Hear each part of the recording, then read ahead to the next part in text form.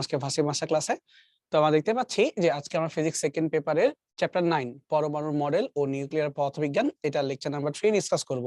আর এটাই আমাদের এখানকার লাস্ট লেকচার, মানে এই চ্যাপ্টার লাস্ট লেকচার। তো বিগত লেকচারগুলোর মধ্যে মানে লেকচার 1 লেকচার 2 তোমরা দেখে আসছিলা পরমাণু গঠন বা তাদের ইতিহাস, কারা আবিষ্কারক ছিল, তারা কোন সালে আবিষ্কার করেছিলেন, এই সম্পর্কিত বিভিন্ন জ্ঞানমূলক প্রশ্ন, মানে এমসিকিউ একদম মুখস্থ। তারপরে তেজস্ক্রিয়তা হওয়ার জন্য কোন কোন রশ্মি দায়ী, আলফা, বিটা, গামা, তাদের ধর্ম, তাদের এমসিকিউ দেখে আসছিলাম এবং তোমাদেরকে বুঝাই দিছিলাম কিভাবে যদি প্রশ্ন কঠিন করতে হয়, কিভাবে মূলকে রূপান্তর করাইতে হয়, তুমি যে ম্যাজিক্যাল কনভার্সন দিয়ে করতে পারবা। মানে আলফা আর বিটাকে ধরে ধরে তুমি আগাইতে পারবা। সবসময় আগে আলফাকে বাদ দিবা, পরে বিটাকে বাদ দিবা, করে করে আগাইলে তুমি পেয়ে যাবা। দ্বিতীয় লেকচারে এসে আমরা দেখলাম যে কিভাবে তার সাথে ভাঙ্গনের টপিকটা জড়িত, অর্থাৎ আমরা সেখানে energy, nuclear fission, nuclear fusion, এই ব্যাপারগুলো নিয়ে ক্লিয়ার করে আসছি। মোটামুটি দুইটা লেকচারই একটু জ্ঞানমূলক টাইপের ছিল, মানে ম্যাথ ওই অর্থে কিন্তু আমরা ডিসকাস করি নাই। এইটা হচ্ছে পুরাপুরি ম্যাথমেটিক্যাল, মানে এখানে তুমি বিভিন্ন মডেল নিয়ে আলোচনা করবা, বিভিন্ন গ্রাফ নিয়ে আলোচনা করবা। সো এই জন্য এটা বলতে পারি যে তোমাদের যতগুলো টাইপ বা টপিক ছিল তার মধ্যে সবচেয়ে বেশি ফোকাস যেখানে থাকা উচিত এটা হচ্ছে এই জায়গাতে। অর্থাৎ আমরা আজকের লেকচারের মধ্যে এখানে ডিসকাস করব পরমাণুর ভাঙ্গনের জন্য বা তেজস্ক্রিয়তার জন্য যে সূত্র সেটাকে নিয়ে, বা সুন্দর করে বলা হয় তেজস্ক্রিয়তার ক্ষয় সূত্র। মনে করে দেখো, এটা কিন্তু আমি একদম প্রথম লেকচারে ইন্ট্রোর মধ্যে বলছিলাম এখান থেকে কি কি পড়তে হবে। আমরা মডেলিং করব বা মডেল দেখে দেখে কিভাবে তোমার বিভিন্ন প্রেডিক্ট করতে হয় সেই জিনিসগুলো খেয়াল করব। এই মডেলিং করব কথার মানে হচ্ছে, তোমাকে একটা সিম্পল এক্সাম্পল দিয়ে বোঝাই। ধরা যাক যদি আমরা একটা পুকুরে কচুরিপানার কথা চিন্তা করি, যে চিন্তা করো পুকুরে কচুরিপানার কথা। প্রথম দিন যদি এমন হয় তুমি একটা কচুরিপানা এনে রেখে দিছো, যত সময় যাবে তুমি দেখবা 2 দিন, 3 দিন, 4 দিন সময় একদিন একদিন করে বৃদ্ধি পাবে, কিন্তু কচুরিপানার সংখ্যা র্যাপিডলি বৃদ্ধি পাবে। জিনিসটা আমি এরকম মিন করতেছি, হয়তোবা যখন সময় শূন্য, এক্সপেরিমেন্ট শুরুই করি নাই, তখন কিছুই নাই, বাট যতই টাইম যাচ্ছে এটা র্যাপিডলি ইনক্রিজ করতেছে, এরকম হইতে পারে।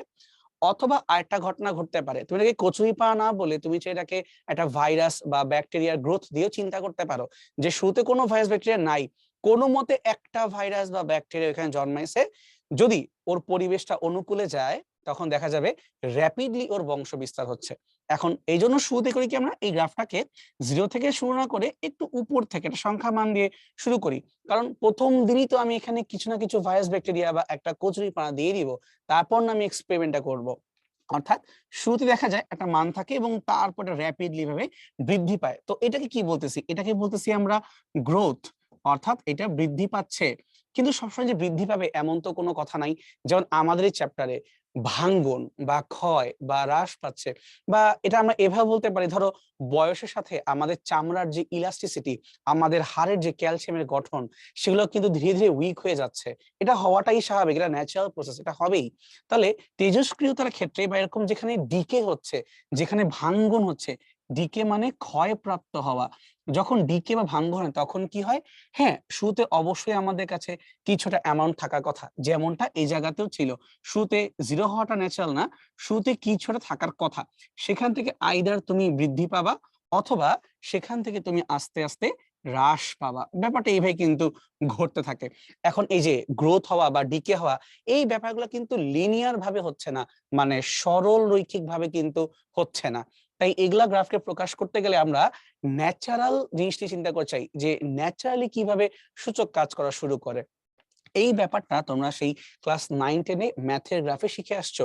সূচকীয় গ্রাফ একটু মনে করে দেখো, আমরা ক্লাস 9-10 এ e to the power e x অথবা e to the power minus x, এই গ্রাফগুলো কিন্তু এঁকে আসছিলাম প্র্যাকটিক্যালের ভিতরে। আরো সুন্দর করে যদি মনে করে দেই, এটা এরকম ছিল ওয়াই ইকুয়াল টু কোনো একটা সংখ্যা টু দি পাওয়ার এক্স। এখন এই উপরের যে তোমার পাওয়ারটা ধনাত্মক যদি হয় তখন সেটা গ্রোথকে বুঝাবে, আর ঋণাত্মক যদি হয় তখন সেটা ক্ষয়কে বুঝাবে। আর এই বেইজের উপর ডিপেন্ড করতেছে তুমি কত তরতর করে উপরে উঠবা বা কত তরতর করে তুমি নিচে নামবা। তাহলে আমি এখানে এর মানটা কি নিব, এটা 2 3 4 5 যে কোনো কিছুই হইতে পারে, কিন্তু তুমি এখানে 0 অবশ্যই বসাবা না, 0 অ্যাপ্লিকেবল না। তাহলে এখানে আমি কি বসাতে পারি, আমি একটু আগে বলছিলাম যে আমরা যাই করব আমরা কিন্তু এখানে ন্যাচারালি আগাইতে চাই। একটু মনে করে দেখো যে ন্যাচারালি যখন কোনো পরিবর্তন আসে, ওই যে লগারিদমিকের ক্ষেত্রে আমরা কি বলি, বেসটাকে আমরা ই বলি, ন্যাচারাল লগ থেকে কিন্তু লন আসছে, তাহলে এই ন্যাচারালটা ই থেকে আসে। এটা অ্যাকচুয়ালি প্রুফ আছে যে এই অয়লার নাম্বারটা কেন আমরা ইউজ করতেছি বা কেন প্রকৃতিতে যখন অটোমেটিক্যালি গ্রোথ গুলো হচ্ছে কেন এই ই টু দি পাওয়ার দিয়ে হচ্ছে বা কেন ই এর সাপেক্ষে হচ্ছে, এগুলা ম্যাথের ভিতরে আরো ডিপ লেভেল তোমাদের জানার কথা, বা তোমরা একটু গুগলে সার্চ করলে উত্তর পেয়ে যাবা। আমি আপাতত আমার এই চ্যাপ্টারের খাতিরে ফিক্স থাকতেছি এখানেই, যে আমরা যা কিছু করব আমরা বেসটাকে ই টু দি পাওয়ার ধরে আগাবো, সেটা আমাকে গ্রোথ বলুক আর সেটা আমাকে ক্ষয় বলুক। যেহেতু আমরা এখানে কোনো ভাইরাস বা ব্যাকটেরিয়ার গ্রোথ নিয়ে কথা বলতেছি না, আমরা এখানে ডিকে নিয়ে কথা বলতেছি, সো আমরা এখানে স্ট্রিক্টলি ফিক্স থাকবো e to the power minus x, এই টাইপের গ্রাফ নিয়ে। এই গ্রাফগুলোকে বলা হয় সূচকীয় গ্রাফ। তোমাদের দায়িত্ব হবে তোমরা বাসায় এই সূচকীয় গ্রাফগুলো একটু প্র্যাকটিস করবা, কারণ তোমাদের ম্যাথে তো এমনিতেও ভাই এই গ্রাফ আছে, ফাংশন আছে, তাই না? ডিফারেন্সিয়েশন, ইন্টিগ্রেশন, কত কিছু তো আছে, তো তোমাকে এমনি এটা পড়তেই হবে। একটু খালি মার্চ করবা ফিজিক্সের সাথে, তখন দেখবা তুমি ফিল করতে পারতেছো যে অ্যাকচুয়ালি ঘটনা এখানে কি ঘটতেছে। ঠিক আছে, তাহলে শুরু করা যাক যে আগে কোন সালে কোথায় কিরকম প্রশ্ন আসছিল। খেয়াল করে দেখি জিএসটি 2022-23 কি সুন্দর করে মার্ক করে দেওয়া আছে। ঢাকা ভার্সিটি 2020-21, 17-18, 16-17, ইভেন যদি আমরা এগ্রিকালচার ভার্সিটির কথা বলি 2021, সাস্ট 19-20, এভাবে জাহাঙ্গীরনগর ইউনিভার্সিটি 20-21, মানে মোটামুটি বলা যায় দেখো যে এই টপিক থেকে কিন্তু টানা কোশ্চেন থাকেই, এমন না যে মিস হয়ে যায়। হ্যাঁ, যদি এখান থেকে প্রশ্ন না হয়, মানে আমাদের টাইপ 3 থেকে প্রশ্ন না হয়, তখন টাইপ 1 বা টাইপ 2 সেদিক থেকে প্রশ্নটা বেশি হয়। আচ্ছা, টাইপ 3 থেকে কেন চাইলেও খুব বেশি প্রশ্ন দেওয়া যায় না, এইটাও তোমার ভাবার দরকার আছে। কারণ তুমি ই টু দি পাওয়ার 2 মানে কত, ই টু দি পাওয়ার 3 মানে কত, তোমাকে বের করতে বই তুমি বের করতে পারবা না। যেমন 2 টু দি পাওয়ার 3 তুমি বের করতে পারবা, সমস্যা হবে না, বাট ই টু দি পাওয়ার 3 বের করতে সমস্যা হবে। সো এই জন্য এখান থেকে ম্যাথমেটিক্যাল প্রবলেম গুলো রিসেন্ট টাইমে একটু কম দিচ্ছে, কারণ স্বাভাবিক আমাদের কাছে ক্যালকুলেটর নাই। আর রিটেন আকারে জগন্নাথ ইউনিভার্সিটি 2019-20 এখান থেকে প্রশ্ন আসছিল। তারা কাজ করব, আমরা এখান থেকে সব ধরনের প্রবলেম সমাধান করব, যেটা ক্যালকুলেটর দিয়েও করা যায় এবং যেটা ক্যালকুলেট ছাড়া করা মুশকিল হয়ে যাবে। আমি কেন কথা বললাম, তার কারণে তোমাকে টপিক শিখাই দিব। মান যখন সারা দিবেন তারা সুন্দর করে দিয়ে দিবেন, তুমি মান নিয়ে বদার হয়েও না। তুমি এখন জাস্ট আমি যেগুলো পড়াবো একটু খেয়াল রাখবা, অঙ্কটা করে কি হয়, বেসিকটা কি। ঠিক আছে, আমি একদম শুরু থেকে শুরু করব, যেন তোমাদের বুঝতে কোনো সমস্যা না হয়। যারা স্কিপ করে আসছো প্রবলেম হবে না, আর যারা অলরেডি পারো ভেরি গুড, তোমরা খালি আমার একটু রিভাইজ করে নিবা। আচ্ছা, তো শুরুতে আসি যে তেজস্ক্রিয়তা জিনিসটা কি। এটাকে নিয়ে আমরা অলরেডি এর আগের ক্লাসেও কথা বলছিলাম, যে যখন কোনো ভারী নিউক্লিয়াস হয়ে যায় সেটা আনস্টেবল হওয়া শুরু করে। কেন? তার কারণ আমরা জানি নিউক্লিয়াসের ভিতরে কি থাকে, প্রোটন এবং নিউট্রন থাকে। তো যখন প্রোটন একাধিক হয়ে যাবে, সংখ্যায় যত বৃদ্ধি পাবে, তখন একাধিক প্রোটনগুলোর মধ্যে বিকর্ষণ অনেক বৃদ্ধি পাবে।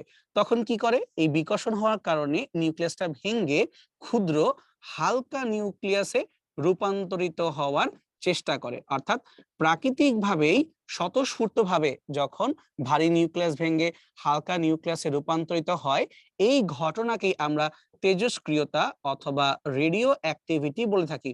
কেউ দেখো, আমি কিন্তু একটু আগে এই দুটো শর্ত বলছিলাম, একটা হচ্ছে প্রাকৃতিক ভাবে হতে হবে, অর্থাৎ ন্যাচারালি এই ঘটনা ঘটতে হবে, এবং এটা স্বতঃস্ফূর্ত, কোনো এক্সটার্নাল ফ্যাক্টরের দরকার পড়বে না, স্পন্টেনিয়াসলি এই ঘটনা ঘটতে হবে। ঠিক আছে, কিন্তু অনেকে আমরা কনফিউজ হয়ে যাই যে তাহলে ভাই আমরা কি নিজেরা তেজস্ক্রিয়তা ঘটাতে পারবো না?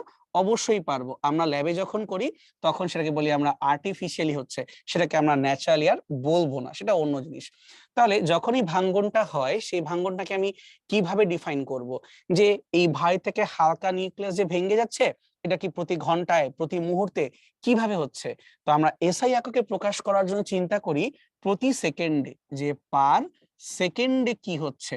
প্রতি সেকেন্ডে যদি একটা করে ভাঙ্গন হয়, তখন তাকে আমরা এটাকে বলি 1 বেকেরেল, বড় হাতের বি, ছোট হাতের কিউ।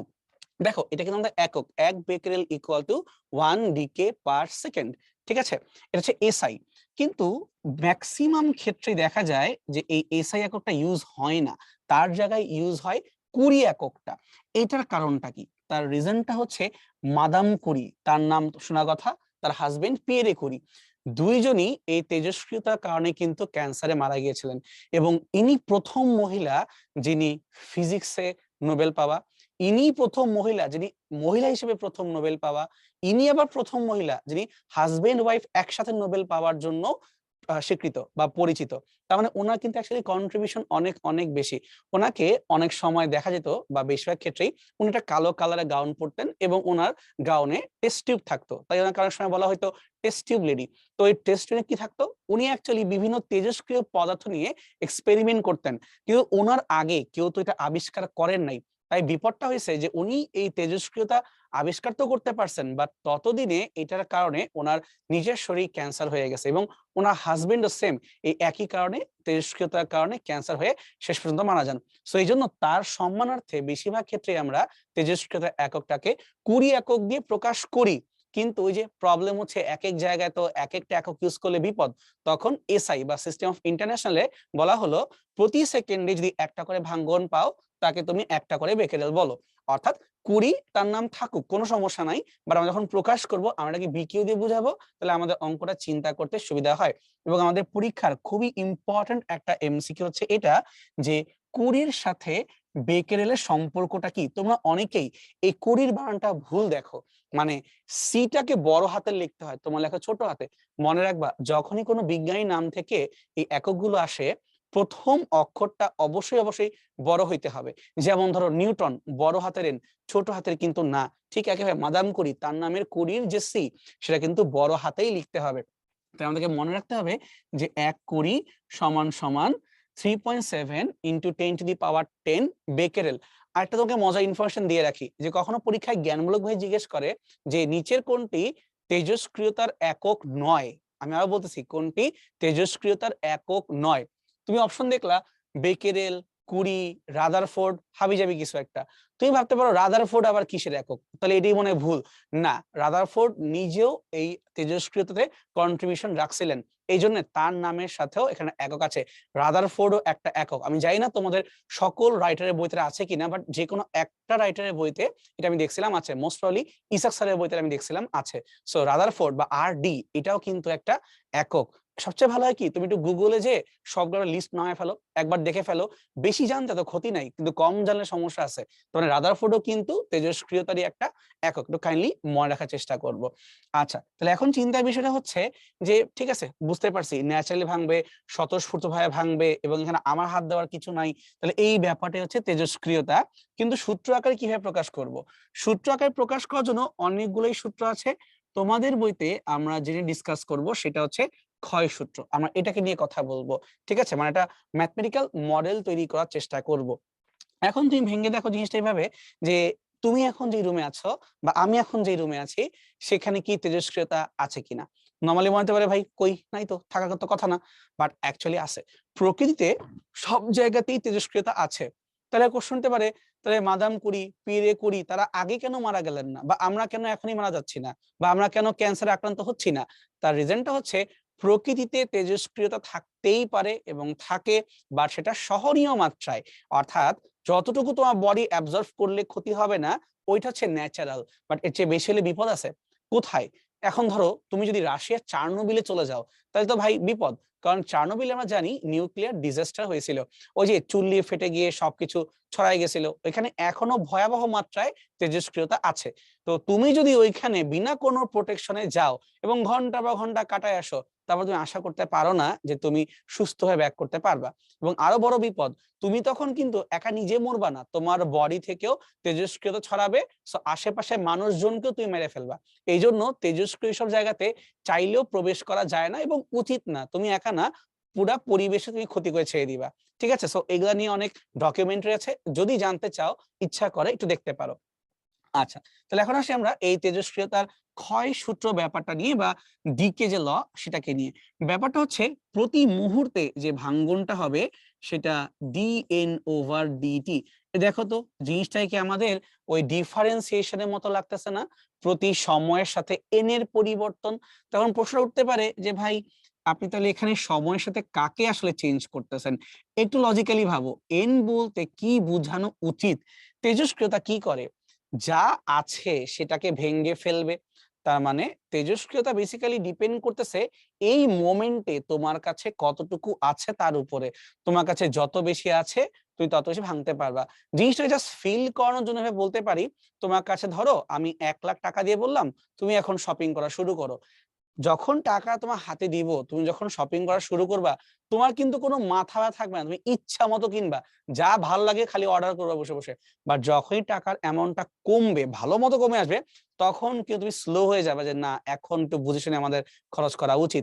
তার মানে ন্যাচারালি আমাদের টেন্ডেন্সি এটা, যে যত বেশি অক্ষত অবস্থায় থাকে আমরা তত বেশি পরিবর্তন করতে আগ্রহী, বাট যত অ্যামাউন্ট কমতে থাকে ততই আমাদেরও হাত বন্ধ হওয়া শুরু করে।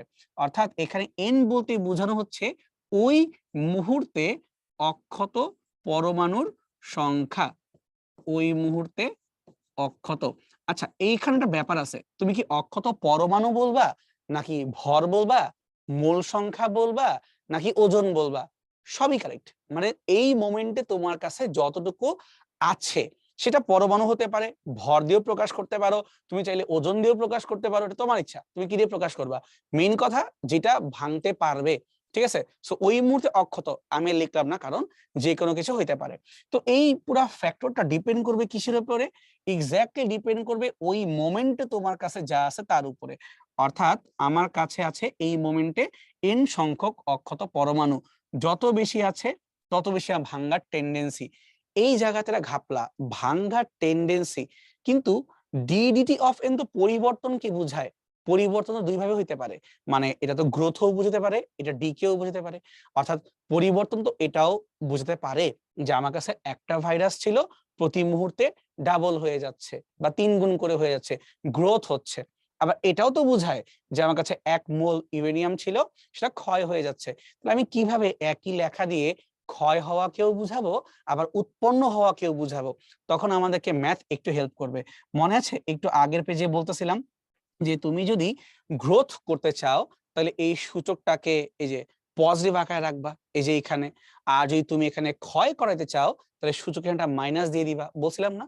তার কারণ তোমারটা হ্রাস করাচ্ছে। এই জন্য আমরা যখন সূত্র লিখবো এখানে একটা মাইনাস দিয়ে রাখবো, কারণ এই মাইনাসে অ্যাকচুয়ালি বোঝাবে ক্ষয়, যে যত সময় যাবে তোমার অ্যামাউন্ট তত হ্রাস পাবে। এই মাইনাস না দিলে কিন্তু বোঝার উপায় নাই যে তুমি কি বৃদ্ধি পাচ্ছ না হ্রাস পাচ্ছ। মানে দুইটাই কিন্তু চাইলে বলা যেতে পারে। নরমালি আমরা এখানে তখন চিন্তা করব যে বৃদ্ধি পাচ্ছে। আশা করি আমরা এই পর্যন্ত বেসিক কথাবার্তাগুলো বুঝতে পারছি। তাহলে আসো ফার্স্টে একটু গ্রাফটাকে দেখার চেষ্টা করি। গ্রাফটা কেমন দেখো তো ভাই এখানে। সেটা হচ্ছে শুরুতেই আমার কাছে কিছু একটা আছে, অক্ষত অবস্থাতে আছে। আমি এক্সপেরিমেন্টটা শুরু করব। আমি যতই সময় যেতে দিব আমি খেয়াল করে দেখব যে আমার অক্ষত পরমাণুর সংখ্যা বা ওজন বা ভর তুই যাই বলো, এটা ধীরে ধীরে ধীরে ধীরে এভাবে হ্রাস পাচ্ছে। হ্রাসই কিন্তু পাওয়ার কথা, বৃদ্ধি কিন্তু পাওয়ার কথা না। কারণ বৃদ্ধি পেলে তো এটা সূচক কখনোই মাইনাস হইতো না, এটা প্লাস হইতো, তাই না? আচ্ছা, তাহলে কিভাবে আমি এই গ্রাফটাকে বের করতে পারি? এটাকে তুমি চাইলে ক্যালকুলাস দিয়ে সলভ করতে পারো, আবার তুমি যদি চাও তাহলে এইটাকে নর্মাল কমন সেন্সেও করতে পারো। এখন আমরা কমন সেন্সে কেন যাব না, তার কারণ ভাই তুমি আগে প্রুফ করা শেখো তারপরে কমন সেন্স। আচ্ছা, ধরা যাক আমাদের ক্ষয় সূত্রে কি লেখা ছিল। আমাদের ক্ষয় সূত্রে লেখা ছিল প্রতি মুহূর্তে ভাঙ্গনের হার ডিএন বাই ডিটি। এটা ডিরেক্টলি ডিপেন্ড করবে আমাদের কাছে যতটুকু অক্ষত অবস্থায় আছে। যেহেতু ভেঙে যাবে তাই আমরা মাইনাস দিয়ে প্রকাশ করলাম। এখন এই সমানুপাতিক সাইনটা রাখার দরকার নাই, এটাকে উঠানোর জন্য আমরা একটা সমানুপাতিক ধ্রুবককে আনতে পারি, ইকুয়াল টু ল্যামডা। ল্যামডাকে আনলাম, এই ল্যামডাটা হচ্ছে সমানুপাতিক ধ্রুবক। একবার লজিক্যালি ভাবো, এই ধ্রুবকটার দায়িত্ব কি? তার দায়িত্ব হচ্ছে এই ভাঙ্গনটাকে প্রকাশ করা। তার মানে তেজস্ক্রিয়তার ধ্রুবক বা ক্ষয় ধ্রুবক বা হার ধ্রুবক, এটা হচ্ছে এই ল্যামডা। ঠিক আছে, মাইনাসটা আমার যেই পাশে ইচ্ছা রাখো, আপাতত কোনো মাথা ব্যথা নাই। এবারে কাজ করি, আমরা ভ্যারিয়েবল গুলোকে সেপারেট করে দিই। এই কথার মানে হলো যেখানে যাকে বসানো দরকার তাকে সেখানে বসাও। এনটাকে বাম পাশে নিয়ে আসলাম এবং মাইনাস সহ টিটাকে ওই পাশে দিয়ে দিলাম। এই দেখো এন এন এক জায়গায়, টি টি এর মতো আরেক জায়গায়। তো এই পর্যন্ত আমরা যেই চেহারা পাচ্ছি, একবার চিন্তা করে দেখো, আমরা চাইলেই কিন্তু এখান থেকে ইন্টিগ্রেশনটা করতে পারি। তো যদি আমরা ইন্টিগ্রেশনটা করি, এই উভয় পক্ষে ইন্টিগ্রেশন, ডান পাশটা কি হবে? আমার যখন মন চায় আমি এক্সপেরিমেন্ট শুরু করব এবং যখন মন চায় শেষ করব।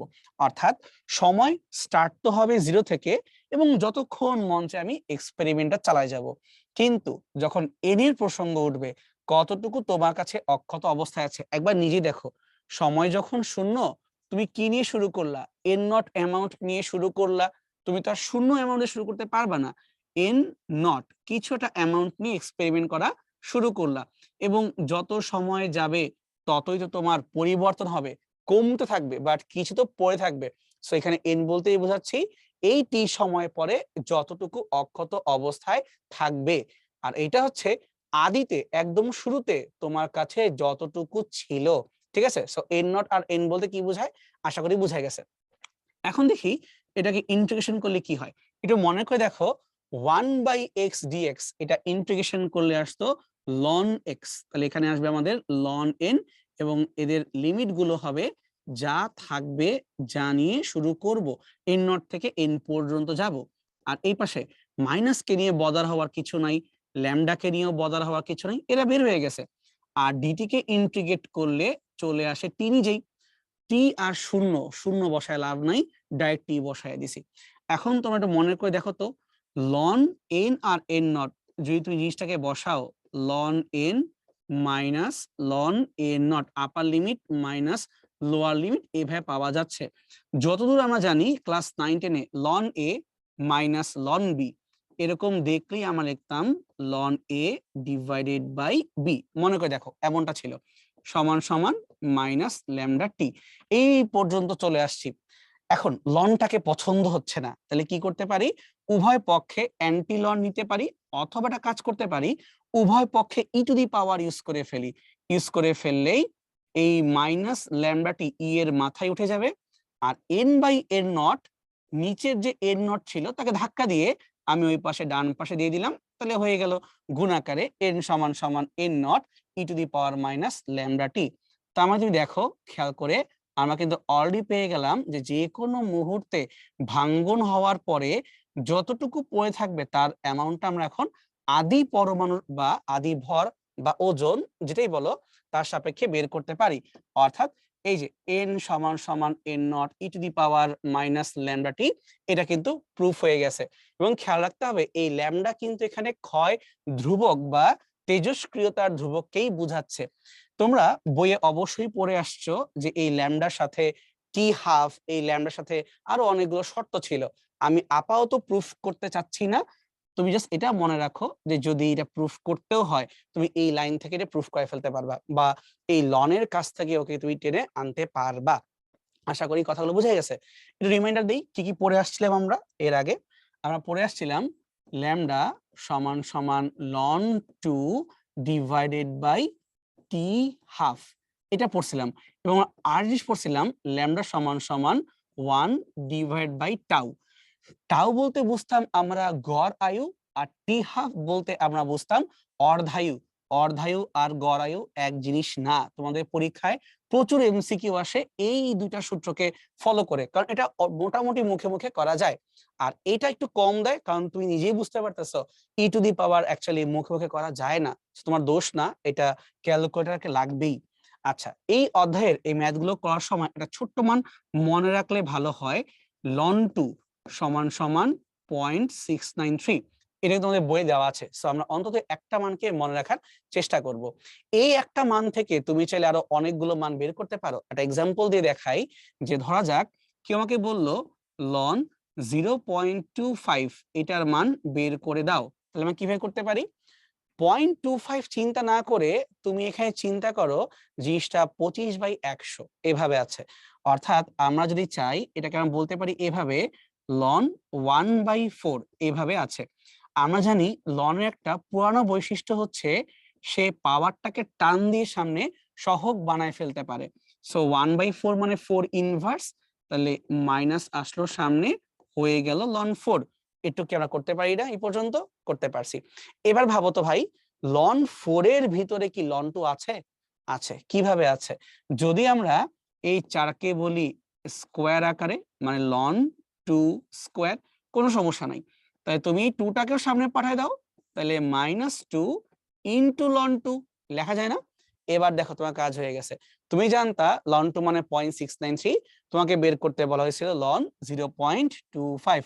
কিন্তু তুমি দেখো ভাই, তুমি এখানে হিসাব করে দেখলা যে লন 0.25 এটাকে চাইলেই -2 ইন্টু লন 2 এই আকারে বের করা যায়। তাহলে ফাইনালি আমরা এই দাবি করতে পারি যে লন 0.25 ইকুয়াল টু হচ্ছে 0.693 কে 2 দ্বারা গুণ করতে হবে। তাই তুমি ভাবো তো 0.6 কে যদি 0.7 ভাবি, মোটামুটি যে 0.693 মানে মোটামুটি 0.7, একে আমরা কি করব, একে আমরা 2 দিয়ে গুণ করব, 7 দুগুণী 14 -1.4। তার মানে আমরা বলতে পারি যে লন 0.25 এর মান মোটামুটি 1.4 নেগেটিভ সহ আর কি। তার মানে আমাদেরকে যাই দিবে আমরা বের করব, কিন্তু কার সাপেক্ষে, লন 2 এর এই মানটাকে মনে রাখবো, মনে রেখে বাকি যাই তোমায় করতে বলে ট্রায়াল দিয়ে দেখবো করা যায় কিনা। সবকিছু সম্ভব না, বাট অন্তত কিছুটা হইলেও পারা যাবে এখান থেকে। ঠিক আছে, তাহলে আমরা বুঝতে পারছি ঘটনা কি। পরীক্ষায় যদি কখনো n সমান n নট দিয়ে তোমাকে ম্যাথ সলভ করতে বলে, এখানে কিছু স্পেশাল ট্রিক আছে, মানে খুব তাড়াতাড়ি ম্যাথকে সলভ করার জন্য। তো এটা তোমাকে আমি নেক্সট পেজে এখানে স্পেশাল ফর্মুলা আন্ডারে দেখাই দিচ্ছি। তবে খেয়াল করো আমাদের ফর্মুলা কি ছিল। আমাদের ফর্মুলা লাস্ট লাইন পর্যন্ত ছিল n সমান সমান n not e to the power minus lambda t, এমনটা ছিল। তো যদি আমরা এটাকে এইভাবে লিখতে চাই যে n by n not e to the power minus lambda t, এভাবে তুমি আগাইতে পারো, কিন্তু এভাবে আগাইতে গেলে ছোট্ট বিপদ হয়ে যাবে। ই টু দি পাওয়ার তুমি করতে পারতেছি না, তাহলে ই টু দি পাওয়ারটাকে আমার সরানো দরকার। কিভাবে করব, উভয় পক্ষে লন নিব, বাট তার আগে লবের জায়গায় হর এবং হরের জায়গায় লব, অর্থাৎ ধরে উভয় পক্ষকে 1 দিয়ে ভাগ দিয়ে দিলাম, এবং এইটা করার সাথে সাথে ই টু দি পাওয়ার মাইনাসটা হয়ে গেল ই টু দি পাওয়ার প্লাস। কি করলাম, লবের জায়গায় হর, হরের জায়গায় লব, মানে 1 দিয়ে ভাগ দিয়ে উল্টাই দিলাম। এবার তুমি উভয় পক্ষে লন কে নিয়ে আসো, দেখো তোমার কাজে আসবে। তাহলে ln n not by n সমান সমান ল্যামডা টি। তুমি ভাবতে পারো এটা খুব লাভ হইলো, যখন ম্যাথ গুলা করাবো একটু পরে তখন দেখবা এখানে কতটা লাভ হওয়ার মতো জিনিস আছে। তো প্রথম কথা হচ্ছে, আমাদেরকে পরীক্ষায় এমসিকিউ আকারে সলভ করতে দিলে বা ম্যাথ করতে দিলে আমরা এখান থেকে শুরু করে এতগুলো জায়গা আর সময় নষ্ট করব না। আমরা ডাইরেক্ট এই সাদা বাক্সে চলে আসব, মান বসাই দিব। সব কিন্তু মিনিং সেমই আছে, এন মানে যা আছে, এন নট মানে যা নিয়ে শুরু করব, ল্যামডা মানে হচ্ছে এখানে তোমার ক্ষয় হার, তেজস্ক্রিয়তা ধ্রুবক, এগুলোই। ঠিক আছে, এটাকে চাইলে আমরা আরো সুন্দর বানাইতে পারি। কিভাবে, আমার এখন মাথায় আইডিয়া যে ঘুরতেছে সেটা হচ্ছে, আমি এখানে অর্ধায়ুকে ইনক্লুড করব। একটু মনে করে দেখো তো ভাই, অর্ধায়ুর ফর্মুলা কি ছিল, অর্ধায়ু টি হাফ সমান সমান লন 2 ডিভাইড বাই ল্যামডা, এটা না? অথবা তুমি চাইলে এখান থেকে বলতে পারো ল্যামডা সমান সমান লন 2 বাই টি হাফ, একই কথা, দুটো কিন্তু একই সূত্র। কিন্তু এটা ইউজ করার জন্য আগে বুঝতে হবে অর্ধায়ু ব্যাপারটা কি, এই জিনিসটা আসলে কি। ধরা যাক তোমার কাছে শুরুতে 100 গ্রাম পরিমাণের কোনো তেজস্ক্রিয় পদার্থ ছিল, এটা ক্ষয় হতে হতে কোন একটা মোমেন্টে 50 গ্রাম হবে, তারপরে কোন একটা মোমেন্টে ক্ষয় হতে হতে 25 গ্রাম হবে। তাহলে এবার কোশ্চেন করো নিজের কাছে, আমার কাছে ছিল 100 গ্রাম, ক্ষয় হতে হতে হয়ে গেল 50 গ্রাম, তাহলে 100 থেকে 50 এই যে অর্ধেক ক্ষয় হয়ে যাওয়া, এইটা হওয়ার জন্য যতটুকু টাইম তোমার লাগলো সেই টাইমটাই হচ্ছে ডি হাফ। অর্থাৎ তুমি এভাবে বলতে পারো যে আমরা শুরু তো করব যে কোনো এন নট দিয়ে, আর এন্ড করব আমরা এন নট বাই 2 দিয়ে। এই ঘটনা ঘটতে যত সময় লাগে তাকেই তো বলি আমরা টি হাফ। বুঝতে পারছো, মানে যা মন চায় তাই নিয়ে শুরু করো, বাট তার অর্ধেক ক্ষয় করাইতে হবে, এসে মেইন কথা। তাহলে এখন এটাকে ধরে আমরা এই সাদা বাক্সের ভিতরে বসাই দিই, তাই দেখবা যে আমাদের যা দরকার সেটা চলে আসছে এই যে এই জায়গাতে। তার মানে প্রথম কথাই হচ্ছে, এই জায়গাতে লনের জায়গা নিয়ে আমাদের কোনো মাথা ব্যথা নাই, আদি মানকে নিয়েও কোনো মাথা ব্যথা নাই, বাট এখন যা পড়ে আছে সেটাকে নিয়ে মাথা ব্যথা আছে। যা পড়ে থাকবে এন, সেইটা হবে আদিতে যা ছিল তার অর্ধেক, এই যে এন এর জায়গায় বসতে হবে এন নট বাই 2। এবং ল্যামডাকে নিয়ে আমাদের ডিরেক্টলি মাথা ব্যথা নাই, কিন্তু আমরা জানি ল্যামডার ভিতরে একটা সূত্র লুকায় আছে, ln 2 divided by T half. তাহলে ln 2 divided by T half, এটা কিন্তু চাইলে আমরা এখানে বসায়া ফেলতে পারি। আর ওই পাশে যে টি ছিল থাকুক, ওইটা টি টি এর মতো, ওকে নিয়ে আমরা আপাতত বদার হচ্ছি না। তাহলে ভাই চিন্তা করো তো, এই লাইনে কি এন নট কাটাকাটি করে দেওয়া যাবে না? কাটাকাটি করে দিয়ে কি পড়ে থাকতেছে? শুধু পড়ে থাকতেছে লন, আর নিচের ওই টু, এটা আমাদের পড়ে থাকতেছে। আর ওই সাইড থেকে খেয়াল করো, সেখানেও কিন্তু একটা লন টু আছে এবং তার সাথে টি গুণ আকারে আছে, আর টি হাফটা ভাগ আকারে আছে। দেখো তো করা কি বিশ্বাস হয় কিনা? উপরে টি, নিচে টি হাফ। আমরা যদি উভয় পক্ষ থেকে লন টু আর লন টু কে কাটাকাটি করতে চাই, তাহলে একবার চিন্তা করে দেখো কি পড়ে থাকতেছে? টি সমান সমান টি হাফ। তার মানে আমরা এখান থেকে এটা প্রুফ করতে পারতেছি যে হ্যাঁ, যে এন সমান এন নট বাই টু হলেই কিন্তু টি সমান সমান টি হাফটা হয়ে যায়। এটা কিন্তু আমরা বুঝতে পারতেছি। ঠিক আছে, সো আপাতত আমি এটা প্রুফ করলাম না, এই লেখাটাকে জাস্ট দেখাই দিলাম যে উল্টা করেও কিন্তু প্রুফ করা যায়। ঠিক আছে, তাহলে আমার টার্গেটটা কি? আমার টার্গেট এখানে একটু অন্য কিছু। আমার টার্গেট এখানে টু করা না, আমার টার্গেটটা হচ্ছে এখানে অন্য যে কোনো সংখ্যায় চলে যাওয়া। এইটা আমার পরীক্ষার জন্য বেশি লাগবে।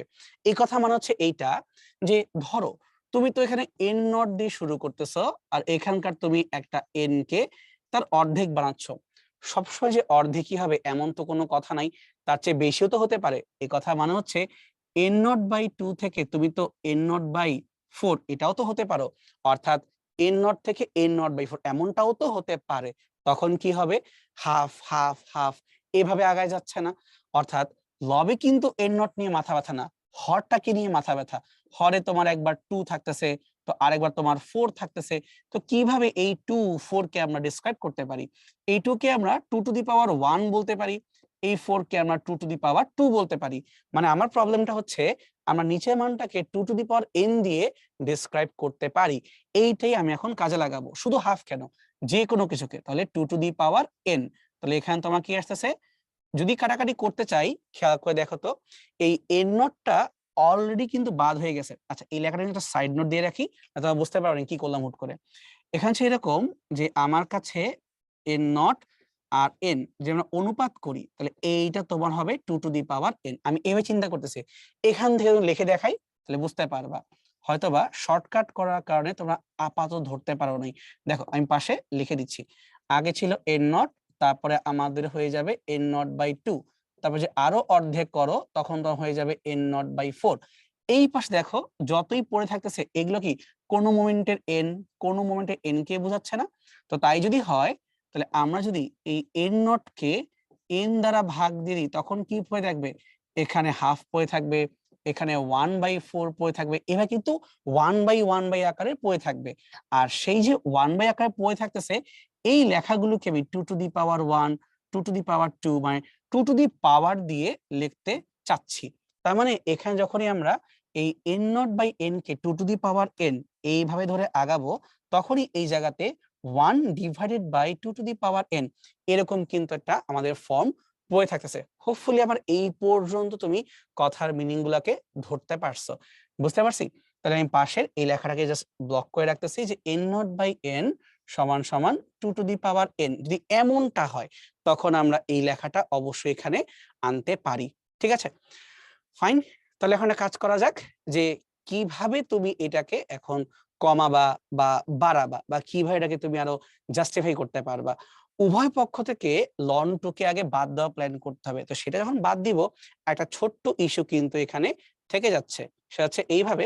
আচ্ছা, বাই দ্য ওয়ে, এখানে একটা ছোট লেখা ভুল আছে। সেটা ভুলটা হচ্ছে এই জন্য যে আমরা যখন অনুপাতটা করতেছি, এটা এন নট বাই এন না, হচ্ছে n by n naught. Sorry, এটা লেখাটা ভুল হয়েছে, কারণ হচ্ছে n by n naught equal তোমার হচ্ছে two to the power n. এইভাবে একটা কাজ করি, আমি এটাকে একদম ভেঙ্গে তোমাকে লিখে দিই, যে এইভাবে না লিখে এন সমান সমান এন নট কিভাবে আসলো লিখে দিই। ওয়েট, এখানে যে এন সমান সমান n naught divide by two, এই যে এইটা, সেখানে লিখি আমরা n divided by n naught সমান সমান তোমার হচ্ছে হাফ। আর এই হাফটাকেই আমরা one by two to the power n এভাবে এক্সপ্রেস করব। তাহলে এখানে তোমার হচ্ছে যে কাটাকাটি করে দেই, তাহলে one by two to the power n, এটা আবার ইনভার্স হয়ে শুধুমাত্র পড়ে থাকবে two to the power n এই আকারে। এই যে two to the power n, two to the power n. এবার একদম ঠিক আছে, যে তোমাদের পরীক্ষায় যেভাবে আসে হ্রাস পাওয়া সেভাবে, তখন তো বসানটা উল্টা হয়ে গেছিল। ঠিক আছে, তাহলে এখন যদি আমরা উভয় পক্ষ থেকে এই টু টু দি পাওয়ার এনটাকে সরাই ফেলতে চাই, তাহলে কি করতে পারি? এনটাকে সরাইতে পারবো না, কিন্তু লনটাকে সরাইতে পারবো। এনটা সামনে আসুক, আর লন 2 হয়ে যাক সমান সমান ওই সাইড থেকে লন 2 তার সাথে T divided by T half. কিভাবে আসলো? পাওয়ারটাকে সামনে আনলাম আর লন 2 কে রেখে দিলাম। এখন যে উভয় পক্ষ থেকে আমরা লন 2 কে কেটে ফেলি, এই লন 2 এই লন 2 বাদ হয়ে যায়, তখন দেখো এটা ফর্মুলা পড়ে থাকতেছে টি আর টি হাফের মধ্যে, যে টি সমান সমান এন ইন্টু টি হাফ। এটা আমাদের আরেকটা সুন্দর শর্টকাট পরীক্ষায় তাড়াতাড়ি ম্যাথ করার জন্য। কিন্তু এখানে শর্ত আছে, সেই শর্তটা হচ্ছে যে 2 টু দি পাওয়ার n তুমি কিভাবে পাচ্ছ, যদি আমি এখানে লিখে রাখছি, বাট তারপর একবার এখানে আমি এক্সট্রা মার্ক করে দিচ্ছি। যা থাকবে আর যা আগে ছিল এদের অনুপাত যদি হয় 1/2 টু দি পাওয়ার n, যদি এরকমটা হয়, তখন যে তুমি যতটুকু সময় লাগবে এই ঘটনা ঘটতে সেটাকে অর্ধায়ুর n গুণ দিয়ে বের করে ফেলতে পারো। মানে এই জায়গাটা চাইলে আসলে অঙ্ক অনেক ভাবে করা যাইতে পারে। এখন এটা তোমার ইচ্ছা যে তুমি আসলে জিনিসটাকে নিয়ে কিভাবে আগাবা বা তুমি কিভাবে করতে ফ্লেক্সিবল ফিল করো। এখানে আমি অল দেখা দিয়েছিলাম যে কিভাবে এটা আসে। ঠিক আছে, তাহলে মোটামুটি এই দুইটা ফর্মুলা যদি মনে রাখতে পারো, সে তুমি যে কোনো কিছু করতে পারবা। আর তার সাথে একটা এক্সট্রা সংখ্যা মনে রাখতে হবে, লন 2, এটাকে ভাঙলে পাওয়া যাবে 0.693। এই একটু কি মোটামুটি মনে রাখতে পারলে সব অঙ্ক তুমি সলভ করতে পারবা। তাহলে আসো সেখান থেকে আমরা কিছু সম্পর্ক নিয়ে চিন্তা করি। একটু আগে বলতেছিলাম যে ল্যামডা সমান সমান ln 2 divided by T half. এখন অনেকে যে বলে এটা গ্রাফে এঁকে দেখাও, মানে অর্ধায়ু ভার্সেস ল্যামডা, অথবা এইখানে ল্যামডা আর তোমার এইখানে টি হাফ, মানে যে কোনো একটা একটা এক্স অক্ষে তো আরেকটা ওয়াই অক্ষে যদি আঁকতে বলা হয়, তখন সম্পর্কটা কেমন পাওয়া যাচ্ছে? ল্যামডার সাথে টি হাফ কে গুণ করলে পাওয়া যাবে লন 2। লন 2 কিন্তু একটা কনস্ট্যান্ট, তার মানে আমরা ওয়াই অক্ষ আর এক্স অক্ষে গুণ করলে একটা কনস্ট্যান্ট পাবো। একটু মনে করে দেখো, এই টাইপের গ্রাফ তোমরা কিন্তু আদর্শ গ্যাসেও দেখে আসছিলা। এটার নাম ছিল আয়তাকার অধিবৃত্ত, বয়েলের সূত্রে পড়ছিলা পিভি সমান সমান কনস্ট্যান্ট। তাহলে এই গ্রাফটা হবে আয়তাকার অধিবৃত্ত এই টাইপের, এক্স অক্ষও টাচ করবে না, ওয়াই অক্ষকেও টাচ করবে না। এখন ধরো তোমাকে আঁকতে বলা হইলো গড় আয়ু আর অর্ধায়ুর মধ্যে সম্পর্ক। একটু মনে করে দেখো যে গড় আয়ু মানে হচ্ছে 1/λ, অর্থাৎ ক্ষয় ধ্রুবকের ইনভার্স, আর ল্যামডার সূত্র হচ্ছে আবার ln 2 divided by T half, এরকমটা। তো যে আমরা এখান থেকে একটু সরাই ফেলি, টাউ সমান সমান 1/ln2 থাকলো এবং তার সাথে টি হাফ। তাহলে এখন দেখো তো এটা অবস্থা কি দাঁড়াইতেছে, এইটার অবস্থা দাঁড়াচ্ছে সরলরেখার মতো, অর্থাৎ বলতে পারি y ইকুয়াল টু mx, এই টাইপের অবস্থা হয়ে যাচ্ছে। তাই খেয়াল রাখতে হবে টাউ ভার্সেস টি হাফ, যদি আমাকে এরকম কোনো গ্রাফ আঁকতে বলে, সেই গ্রাফের যে ঢাল হবে টাউ ভার্সেস টি হাফ, সেই গ্রাফের ঢালটা হবে 1 ডিভাইডেড বাই লন 2। আর যদি উল্টায় ফেলো টি হাফটাকে ওয়াই অক্ষে আর টাউটাকে এক্স অক্ষে, তখন কিন্তু তোমার গ্রাফের ঢাল হবে শুধুমাত্র লন 2। ঠিক আছে, সো ওয়াই অক্ষে কি আছে এইটা দেখে তুমি ঢালটাকে নির্দেশ করবা। এবার যদি আমরা গড় আয়ুর সাথে ডিরেক্টলি ল্যামডার সম্পর্কে দেখতে চাই, যে গড় আয়ু এবং তোমার ক্ষয় ধ্রুবকের সম্পর্কটা কি, একটু আগে এখানে লিখে আসছিলাম, ওটাকে দিয়েই করা যাবে, যে টাউ ইকুয়াল টু 1/λ। তো আমার টাউ এবং ল্যামডা গুণ করলে কি হচ্ছে 1 পাওয়া যাচ্ছে অথবা কনস্ট্যান্ট পাওয়া যাচ্ছে। তো এটাও কেমন হয়ে গেল, এক্স এবং ওয়াই এর গুণফল কনস্ট্যান্ট, এবং এরকম হলে কি বলি তাকে আমরা আয়তাকার অধিবৃত্ত। তার মানে এই গ্রাফটা হচ্ছে সেম আয়তাকার অধিবৃত্ত। তোমাদের পরীক্ষায় এরকম যে কোনো গ্রাফকে কিন্তু স্যাররা প্যাচায়া দিতে পারেন, গ্রাফ বের করতে বলতে পারেন, বা বলতে পারেন রিটেন পরীক্ষার জন্যই এই 3টি গ্রাফ এঁকে দেখাও। তো যেটাই বলুক একটু কষ্ট করে তোমরা এই সূত্র ধরে ধরে আঁকবা, দেখবা হয়ে যাবে, ভয় পড়া একদমই কিছু নাই। ঠিক আছে, তাহলে সামনে আগে আমরা কোন একটি যৌগের মধ্যে একই উপাদানের কিছু তেজস্ক্রিয় পদার্থ বিদ্যমান। ঠিক আছে, কোন একটা যৌগের মধ্যে একই উপাদানের কিছু তেজস্ক্রিয় পদার্থ বিদ্যমান, তেজস্ক্রিয় পদার্থের অর্ধায়ু 25 বছর তোমাকে দেওয়া আছে, মানে টি হাফ সমান সমান 25 ইয়ার। 100 বছর পরে ওই তেজস্ক্রিয় পদার্থের কত অংশ অবশিষ্ট থাকবে? প্রশ্নে সবসময় খেয়াল করবা কতটুকু ক্ষয় হয়ে গেছে না কতটুকু অবশিষ্ট আছে সে তোমাকে জিজ্ঞেস করা হচ্ছে কিনা। তো ধরো আমাদের কাছে এই মোমেন্টে কতটুকু আছে সেটা আমি জানি না, তো আমি ধরে নিচ্ছি এই মোমেন্টে আমার কাছে যাই আছে, ধরে নাও যে আমার কাছে 1 গ্রাম আছে, জাস্ট ধরে নাও। আচ্ছা, তাহলে কত বছর পর জানতে চাও? 25 বছর পর না 100 বছর পর তুমি জানতে চাও। একবার চিন্তা করো 25 বছর পরে এর কি অবস্থা হবে। যেহেতু প্রশ্নে বলাই আছে 25 বছর আমার অর্ধায়ু, তার মানে প্রতি 25 বছর পর পর আমার কাছে যতটুকু থাকবে তার ঠিক অর্ধেক হইতে হবে। তাইলে হাফ গ্রাম থেকে যদি আমি আরো 25 বছরকে আগায় নিয়ে যাই তখন কত হবে? 1/4 গ্রাম পড়ে থাকবে।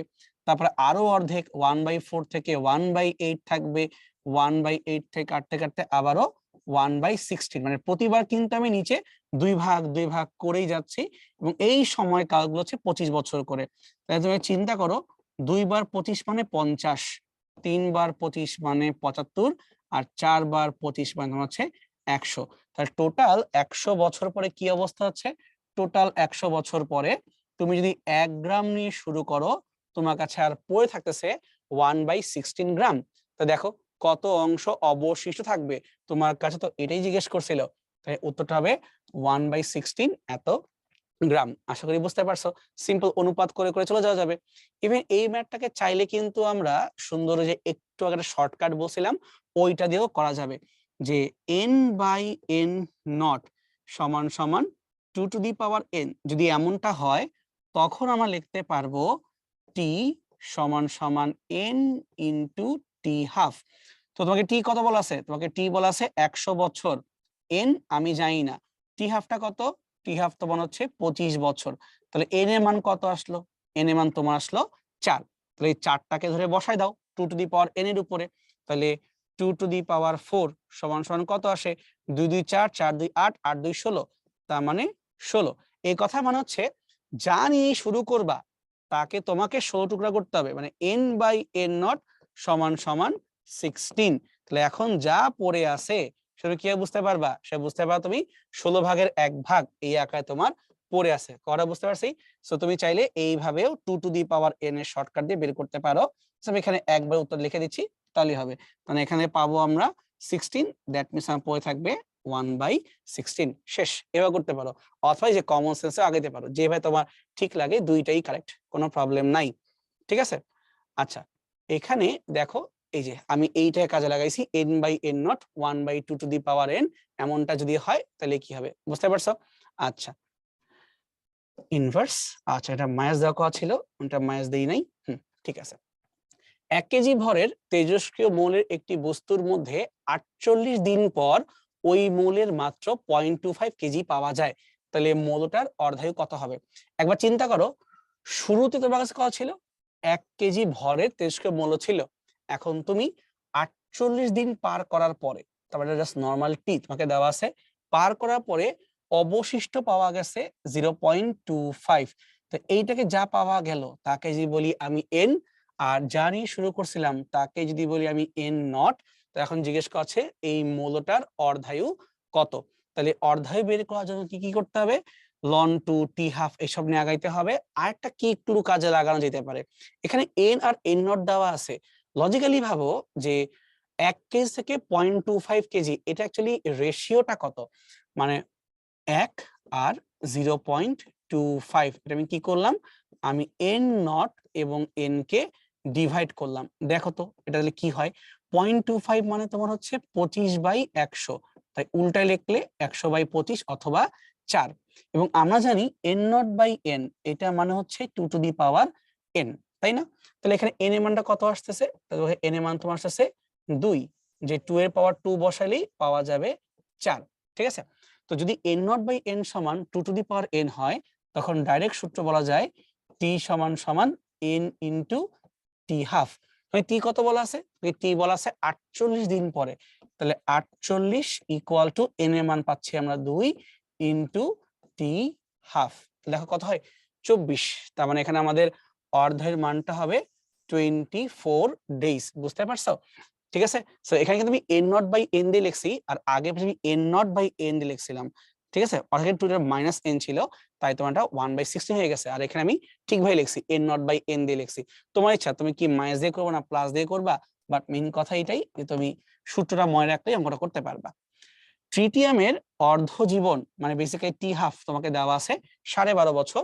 25 বছর পর এই ট্রিটিয়াম বস্তুখণ্ডের কত অংশ অবশিষ্ট থাকবে।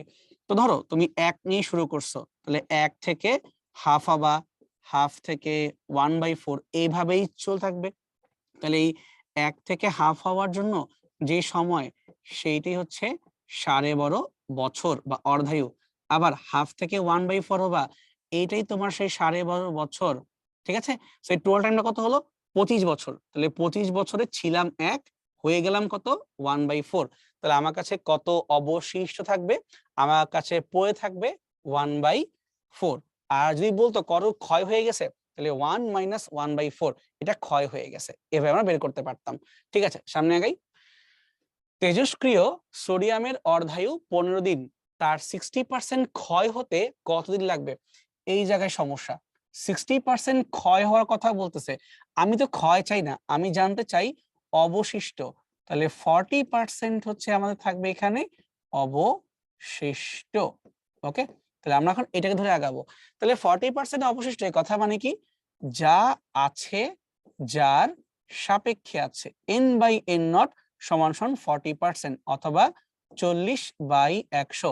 কিন্তু যদি আমরা শর্টকাট দিয়ে আগাইতে চাই তাহলে উল্টাইতে হবে, n0/n সমান 100 ডিভাইডেড বাই 40। ঠিক আছে, যদি কাটাকাটি করি তাহলে আমাদের পড়ে থাকতেছে 5/2, মানে আমরা n0/n পর্যন্ত বের করছি। এখন বলতেছে এই ঘটনা ঘটাইতে তার কতদিন সময় লাগবে সেটা আমাকে বের করে দাও। আচ্ছা, একটু জিনিসটাকে চিন্তা করার চেষ্টা করো যে লন এখানে আনলে কি অবস্থা হবে। 5/2 তুমি এইটাকে 2.5 লিখতে পারো। একটু মনে করে দেখো, আমরা শর্টকাট বলছিলাম যে যদি ডিরেক্টলি ম্যাথ সলভ করতে চাও তাহলে লন n0/n সমান ল্যামডা টি লিখবা। মনে করে দেখো, যে প্রুফ করছিলাম আমরা। সো n0/n এর মানটা বসাবো ঠিকই, কিন্তু 2.5 তো আসলে আমরা চিনি না, বা এটা কিভাবে আনতে আসে জানি না, ওটা পরে। তার আগে তুমি চিন্তা করো ল্যামডাকে তুমি ঠিক করবা কিভাবে। ল্যামডাকে ঠিক করার জন্য তোমার কাছে কত সময় পড়ে আছে, তোমার কাছে 15 দিন এই সময় পড়ে আছে। তাহলে ল্যামডার পরিবর্তে কি লিখতে পারবো, লিখতে পারবো ln 2 divide by T half, অর্থাৎ 15 দিন। আর থাকলো টি। এখন তুমি খালি n0/n টাকে এখানে বসানোর প্ল্যান করো। আচ্ছা, তাহলে লন n0/n এটা কত হচ্ছে 2.5। এবার 2.5 কে ডাইরেক্ট বসাই দাও, এটা অ্যাকচুয়ালি তোমার হিসাবে বাইরে, মানে তুমি এটা করতে পারবা না, এটা তো তোমার পক্ষে সম্ভব না। একটা ছোট চালাকি করতে পারো, তুমি 2.5 কে লন 5/2 আকারে ইনভেস্ট করতে পারো। তাহলে লন 5 মাইনাস লন 2 তুমি এইভাবে লিখতে পারবা, সমান ওই পাশ থেকে তুমি পাবা loan 2 divided by 15 into T. আমি তুমি ভাবতে পারো তাতে আমার লাভটা কি হচ্ছে।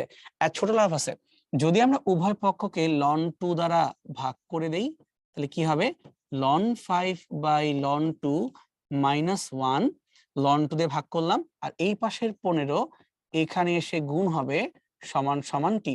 আমরা আপাতত এতটুকু পর্যন্ত আসতে পারি। এবার দেখো কেন এই পর্যন্ত আনলাম। লন 2 এই মানটা আমরা জানি 0.693, একটু বেশি করে তুমি 0.7 লিখে দাও। আর লন 5 এটা মানে কত, এইটা তো তোমার 2 টু দি পাওয়ার তুমি করতে পারতেছো না, কিন্তু চিন্তা করো এটা কি লন 4 এর চেয়েও বেশি না। তাহলে লন 4 হলে কি হবে, যদি লন 2 হয় 0.7 তাহলে লন 4 কি তার ডাবল হবে। কিভাবে, তার কারণ লন 4 মানে ln 2 square, so basically 2 ln 2, তাই না? তাহলে এখানকার উত্তরটা আমাদের কি 2 ইন্টু 0.7 থেকেও আরেকটু বেশি আসবে। আমি আপাতত লিখলাম না, জাস্ট মাথা রাখলাম আরো বেশি আসবে। তাহলে -1 এবং তার সাথে 15 গুণ করলে পাওয়া যাবে। ঠিক, আমি আগেই বলতেছি আমি কিন্তু এখানে অ্যাপ্রক্সিমেটলি সলভ করতেছি, কারণ আমার কাছে কিন্তু এখানে উত্তর নাই, মানে ক্যালকুলেটর নাই। সো এই মানটা আরেকটু বেশি আসবে, মাথা রাখতে হবে। তো যাই হোক, এখানে সলভ করি, তাই 2 থেকে 1 বাদ দিলে 1, অর্থাৎ আমাদের এই সময়ের মানটা 15 প্লাস আসবে। আর এতটুকু বুঝতে পারতেছি। তাহলে এখন দেখো 15 প্লাস এখানে কি আছে, মানে একটু বেশি এখানে কি আছে, 11 পসিবল না, 13 পসিবল না, 19, 20 আর 28 এরকম আছে, তাহলে তোমার এখানে 15 থেকে একটু বেশি মান কিন্তু 19.83। তাহলে অ্যান্সার আমাদের এটা হওয়া উচিত। এটা কাজ করি, তাহলে এখন আমরা এটাকে ক্যালকুলেট করে দিই, একবার চেক দিয়ে দেই যে আমাদের অঙ্ক আসলে ঠিক আছে কিনা। তাহলে ln n not by n এটা হচ্ছে 2.5, এটাকে এখন আমার আবার ভাগ দিতে হবে লন 2 ডিভাইডেড বাই 15, এতে ভাগ দিয়ে দিব, তাহলে ভাগ দিয়ে দিলেই বের হয়ে যাবে। হ্যাঁ, একদম ঠিক আসছে, আমরা গেস করছিলাম যে 19.83 এইটা আসবে এবং অ্যান্সার এক্স্যাক্টলি এটাই আসছে। তার মানে তোমার পরীক্ষা হলে আসলে এই অঙ্কগুলো করতে গেলে সময় লাগবে, তুমি সময় ছাড়া এগুলা তাড়াতাড়ি করতে পারবে না। যত আমি তোমাকে শর্টকাট শিখাই দিই, কিচ্ছু করার নাই, অঙ্কগুলো অ্যাকচুয়ালি খারাপ, এটা এমনই। একটি রেডিও আইসোটোপের অর্ধায়ু 5 দিন যদি হয়, তাহলে গড় আয়ু কতদিন বের করো। তোমাকে অর্ধায়ু দেওয়া আছে, তোমাকে গড় আয়ু বের করতে বলতেছে, তাহলে গড় আয়ু কি হবে ভাই? গড় আয়ু হচ্ছে তোমার 1/λ অথবা ln 2 ডিভাইডেড বাই t½ এর উল্টা। তার মানটা বসাই দেই, উপরে হচ্ছে 5 আর ln 2 মানে 0.693। সো রাফলি তুমি যদি এটাকে 50/7 বলো, দোষ দেখি না, কেন ওই 0.7 ধরছে কি ভাই, তাই 7 7 49। আচ্ছা, তাহলে আমাদের ভ্যালুটা আরেকটু বেশি, 7 এর চেয়ে একটু বেশি, এবং এখানে একটাই অ্যান্সার আছে যে 7 এর চেয়ে একটু বেশি, তাহলে অ্যান্সার 7.2। বুঝতে পারছি আমরা? ঠিক আছে, সামনে আগাই।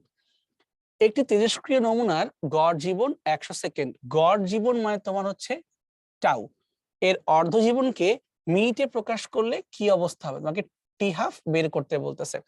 আচ্ছা, তাহলে আমরা জানি যে t½ সমান সমান ln 2 ডিভাইডেড বাই ল্যামডা, তাই না? আর 1/λ মানেই কিন্তু টাউ, তাহলে ln 2 ইনটু টাউ এটা করতে হবে, ঠিক আছে? সো t½ সমান ln 2/λ। এখন যদি বসাই দেই, ln 2 এর মানটাকে আমরা 0.693 বা আপাতত 0.7 দিয়ে লিখতে পারি, আর টাউ এর মানটা কত আছে? 100 সেকেন্ডে আছে।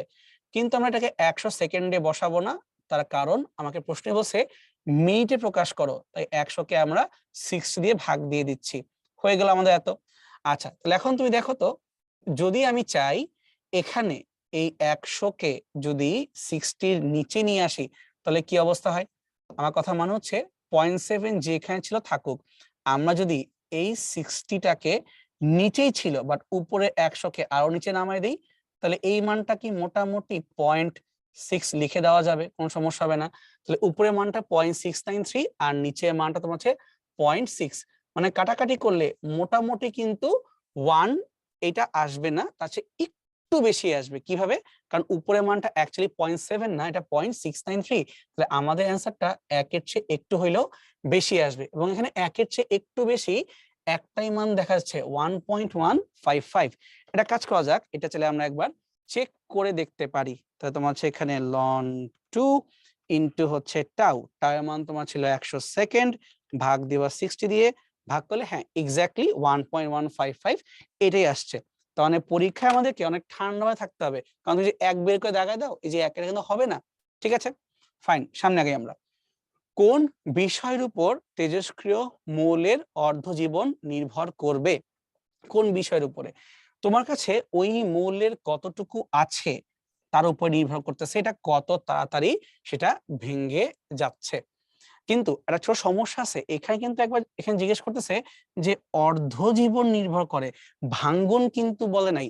তাহলে মৌলের পরিমাণ অ্যাকচুয়ালি ফ্যাক্টর না, ফ্যাক্টর হচ্ছে মৌলের প্রকৃতি, মানে এটা বেটার অ্যান্সার। কেন? তার কারণটা হচ্ছে তুমি কি সোডিয়াম না পটাশিয়াম না ইউরেনিয়াম, তার উপর ডিপেন্ড করবে তোমার অর্ধজীবনটা কেমন হবে। এখন তুমি সেটা যত অ্যামাউন্ট নিয়ে শুরু করো যায় আসে না। সো টি½ হবে মৌলের প্রকৃতি, মৌলের পরিমাণ না। আর যদি বলতো তেজস্ক্রিয় মৌলের ভাঙ্গন কিসের উপর নির্ভর করে, তাহলে হয়তো মৌলের পরিমাণ। ঠিক আছে, ঠান্ডা মাথায় কোশ্চেন দেখতে হবে আমাদেরকে। সমপরিমাণ দুইটি তেজস্ক্রিয় পদার্থের মধ্যে একটার অর্ধায়ু 10 দিন এবং অপরটার ক্ষয় ধ্রুবক সামথিং। 40 দিন পর দ্বিতীয় পদার্থের কত অংশ অবশিষ্ট থাকবে? আমাকে দ্বিতীয় পদার্থ নিয়ে মাথা ব্যথা করতে বলতেছে।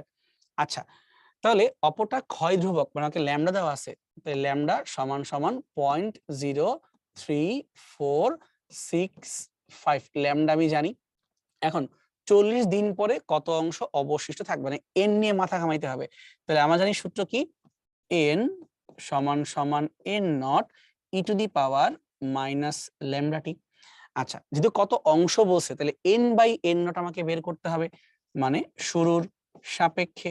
তাহলে n বাই n নট সমান সমান e to the power minus lambda t, এই তো। তাহলে ই টু দি পাওয়ার যদি এই মানটা বের করতে হয়, এখন এটাকে আমরা কিভাবে সলভ করতে পারবো? ল্যামডা তুমি জানো, আর টি দিয়ে তুমি যে গুণ করতে চাও, তোমাকে 40 দিন দেওয়া আছে এবং এটা পার ডে দেওয়া আছে, সো এটা কোনো সমস্যা নাই। আচ্ছা, এবং আগে বলতেছে প্রথমটার অর্ধায়ু কত, সেটা প্রথমটার অর্ধায়ু দিয়ে অ্যাকচুয়ালি আমার এই অঙ্কে কোনো লাভ হচ্ছে না, তাহলে আমাকে এখানে গুণ করাই লাগবে। 40 দিন বসে তো, তাহলে এই ল্যামডাকে এখন আমরা 40 দিয়ে গুণ করব। তো যদি আগে চিন্তা করো 0 দিয়ে গুণ করি, তাহলে কি অবস্থায় 4 ইন্টু 0.3465, মানে আগে দশমিক একটা সরাই দিচ্ছি। এখন যে 4 দিয়ে গুণ করতে চাও, লজিক্যালি ভাবো 3465 এইটার সাথে তোমার চেনা কোনো মান আছে কিনা। যেমন যদি আমরাকে ডাবল করার প্ল্যান করি, সো রাখলাম একটা 2 আর করবো ডাবল, তাহলে এখানে 0 পয়েন্ট রাখলাম, 5 কে ডাবল করি 10 9 থাকে 1, 6 2 12 3 হাতে থাকে 1, 4 2 8 1 এ 9 8 6, দেখো তো বললাম না যে চেনাটা মান চলে আসবে। সো 2 দিয়ে গুণ করলে 0.693, তাই ল্যামডাটি সমান সমান আসছে আমাদের 2 ইন্টু 0.693। 2টাকে আমি আপাতত ইনক্লুড করতেছি না, একে আমি পরে দেখতেছি কি করা যায়। তাহলে এতটুকুকে ধরেই তুমি আগে আপাতত এই জায়গাতে বসানোর প্ল্যান নাও, দেখো কি করা যায়। এটা কাজ করি, আমরা অঙ্কটাকে তাড়াতাড়ি মেলানোর খাতিরে ln n not by n সমান সমান ল্যামডা টি এইভাবেই লিখে নিচ্ছি, যেমনটা বলছিলাম শর্টকাট। তো ল্যামডা টি কে গুণ করলে পাচ্ছি আমরা 2 ইন্টু 0.693, এটা আমরা পাচ্ছি। তাহলে এখন তুমি চাচ্ছ এই লনটাকে সরাবা, মানে ই টু দি পাওয়ার নিবা, বাট সেটা করার আগে একটা কাজ করি, যদি এর ভিতরে সামহাউ লনকে নিয়ে আসা যায় তাহলে কি অবস্থা হয়। আমার কথা মানে হচ্ছে যে যদি আমরা চাই এই 0.693 কে ভাঙতে, তাহলে কিন্তু আমরা এটাকে টি হাফ দিয়ে আগায় নিতে পারবো, অথবা এই ল্যামডার সাথে ডিরেক্টলি এখানকার এই টি হাফের কানেকশনটা আছে। বাট স্টিল যে প্রবলেমটা আমি ফেস করতেছি, এই মানটা বের করেও আমি তো সরাইতে পারতেছি না, তাহলে কি করতে পারি, এটাকে আপাতত তাহলে গুণ করেই চিন্তা করি। তাহলে তোমরা গুণ করলে মোটামুটি 1.4 এর মতো চিন্তা করা যেতে পারে। তাহলে n নট বাই n সমান সমান ই টু দি পাওয়ার মোটামুটি 1.4। আর যদি আমরা উল্টাতে চাই যে n বাই n নট, তাহলে n বাই n নট সমান সমান 1 divide by e to the power 1.4 অথবা e to the power negative of 1.4। এখন চিন্তা করো যে ই টু দি পাওয়ার নেগেটিভ 1/4 এটা কি অ্যাকচুয়ালি আমরা মুখে সলভ করতে পারবো কিনা। লিটারালি এটাকে মুখে সলভ করতে পারার সম্ভাবনা মারাত্মক রকমের কম, এ তুমি অ্যাকচুয়ালি এভাবে আগাইতে পারবা না। ঠিক আছে, তো আসো এখন আমরা ডিরেক্ট এটাকে ক্যালকুলেটরে বসাই দিয়েই দেখি যে কি অবস্থা হয়। তাহলে ই টু দি পাওয়ার ই কোথায় গেল, এই যে alpha e to the power negative of 1.4, এটা কত পাওয়া যায় 0.2 সামথিং 0.24। তাহলে 0.24 কে 0.25 দিয়ে চিন্তা করতে পারি, মানে মোটামুটি এটাকে তুমি 1/4 দিয়ে ট্রিট করতে পারো। এখন এই ধরনের অঙ্ক দিলে লিটারালি তুমি মানে গেস করতে পারবা, এটা আমি আশা করতেছি না, কারণ সম্ভব না। আর ই এর ভ্যালু এটা আমার জানা কথা 2.718, এটা অর্থাৎ রাফলি 2। এখন তুমি যদি আগাইতে যাও ট্রাই করতে পারো, স্টিল আমি বলবো যে এসব হলে রিস্ক হয়, ভাই ছেড়ে দাও, মানে কোনো সুযোগ নেই, তোমাকে ভেঙে দেখাইলাম এগুলো আসলে করা যায় না ওইভাবে। 14 মিনিট শেষে তেজস্ক্রিয় পোলোনিয়ামের 1/16 অংশ অবশিষ্ট থাকে, তাহলে মোট অর্ধায়ু কত।